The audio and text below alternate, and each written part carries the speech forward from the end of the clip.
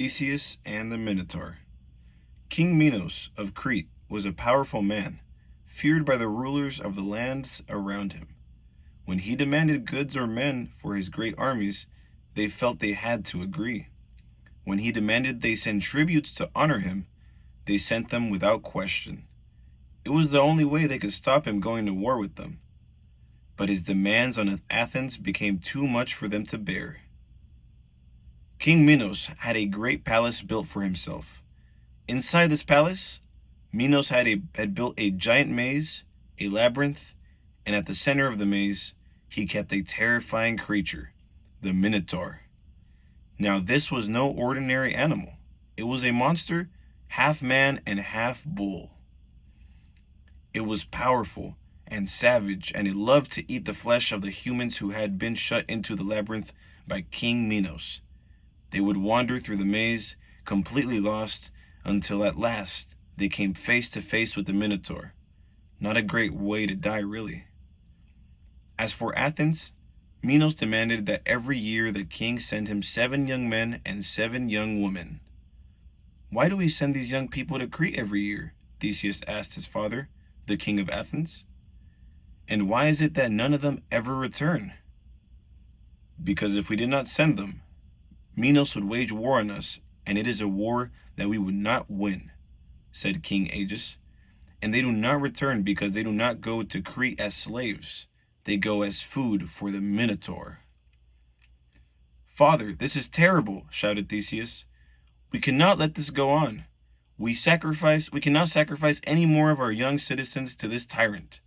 When it is time to send the next tribute, I will go as one of them and vow that it is the last time the Minotaur will be fed with the flesh of any of our people." Try as he might, his father could not persuade him to change his mind. Aegeus reminded him that every year other young men had sworn to slay this terrible beast, and they had never been seen again.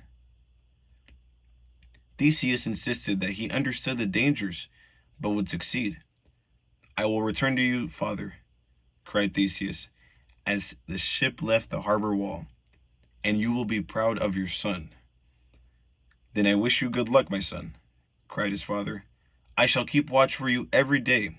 If you are successful, take down these black sails and replace them with white ones. That way I will know you are coming home safe to me." As a ship docked in Crete, King Minos himself came down to inspect the prisoners from Athens. He enjoyed the chance to taunt the Athenians and to humiliate them even further. "Is this all your king has to offer this year?" he jeered. "Such puny creatures. Hardly even a snack for the mighty creature within the labyrinth. Anyway, let's get on with it. I am not a half-hearted man, so I will let you choose which one goes first into the Minotaur's den. Who is it to be?" Theseus stepped forward. "I will go first. I am Theseus, Prince of Athens, and I do not fear what is within the walls of your maze." "Those are brave words for one so young and so feeble. But the Minotaur will soon have you between its horns. Guards, open the labyrinth and send him in."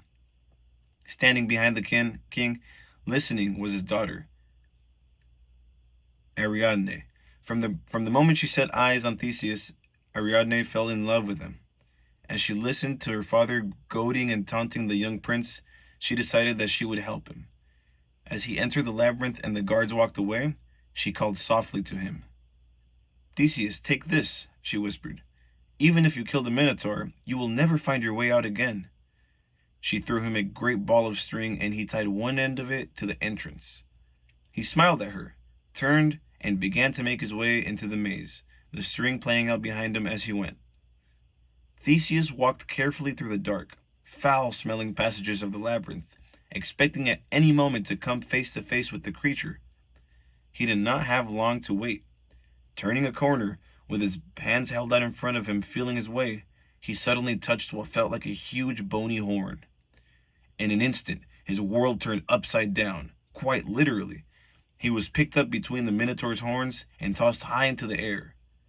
When he landed on the hard cold stone, he felt the animal's huge hooves come down on his chest. Every last breath seemed to be knocked out of him, and he struggled to stay alive in the darkness. But Theseus was no ordinary man. He was the son of the king. He was brave and he was stubborn. As the Minotaur bellowed in his ear and grabbed at him with his hairy arms, Theseus found strength, which he did not know he possessed. He grabbed the animal's huge horns and kept on twisting the great head from side to side. As the animal grew weak, Theseus gave one almighty tug on the head, turning it almost right around. The creature's neck snapped and gurgled its last breath and fell to the floor with an enormous thud. It was over. He had done it. The Minotaur was dead. All he had to do was make his way out of. And then he realized the awful truth. In the struggle, he had let go of his string, his lifeline.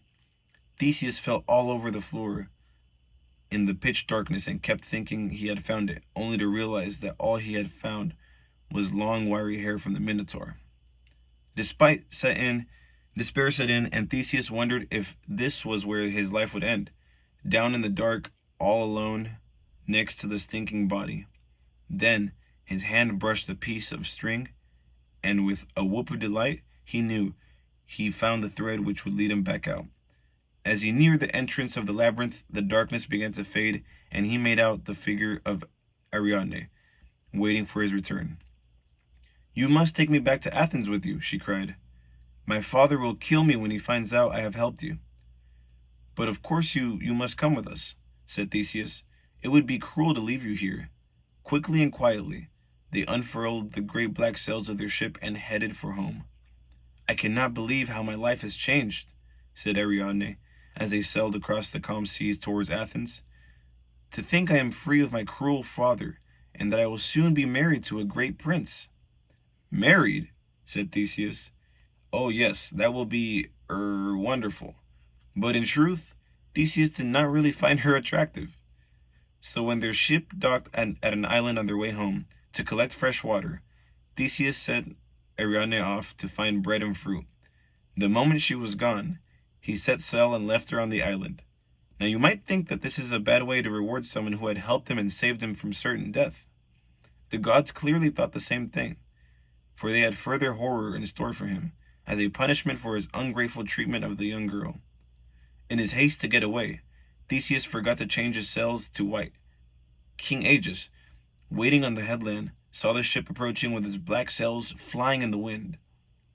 "My son has failed, and he is dead," he cried, and in despair he flung himself from the cliff into the raging waters below.